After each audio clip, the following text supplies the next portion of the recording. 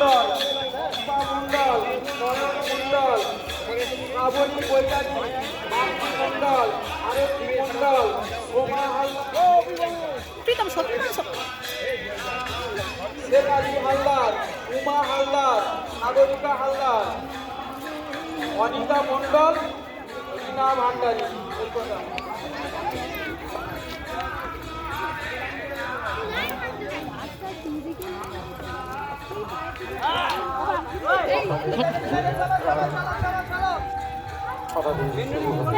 Main road থেকে দাঁড়াবে পরপর সাজি সাজি করে দাঁড়া।